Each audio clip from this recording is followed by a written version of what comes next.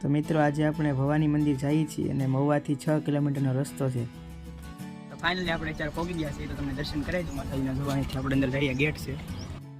જો આ માતાજીનું મંદિર છે અને હમણાં તમને અંદરના દર્શન પણ કરાવી દઉં. તો આ આખો વ્લોગ પણ છે, તો તમે યુટ્યુબમાં આ આખો વ્લોગ પણ જોઈ લેજો. આગળ કાળ ભૈરવ દાદા અને બટુક ભૈરવ દાદા છે અને અંદર પણ છે આપણે મા ભવાની માતા, જગદંબા મા ભવાની. અહીંયા પણ તમે દર્શન કરી. અહીંયા મહાદેવનું મંદિર પણ છે. જો અહીંયા સમુદ્ર કિનારો પણ છે. તો હમણાં આપણે નીચે જઈએ. આપણે અત્યારે જઈએ છીએ બીચ ઉપર. તો જો અહીંથી લીધા નીચે દાદરો છે. અહીંયા જો આપણે ઉપરથી મંદિરેથી ઉતરાય નીચે મંદિરવાળો એરિયો છે. અમે અત્યારે અહીંયા બીચ ઉપર પહોંચી ગયા છીએ. તડકો તો બહુ છે સામેની સાઈડમાં. જો અહીંયા પવન ચક્કી છે. બાપુ નાવું છે કે તમારે બાપુને કહે નાવું હોય તો નાહી નાખે. તો જો અહીંયા આવી રીતના સમુદ્ર છે, દરિયા કિનારો, ફોટા પણ પાડી શકીએ. બહુ મસ્ત લોકેશન છે. તો આપણે આજનો વ્લોગ આઈને એન્ડ કરીએ.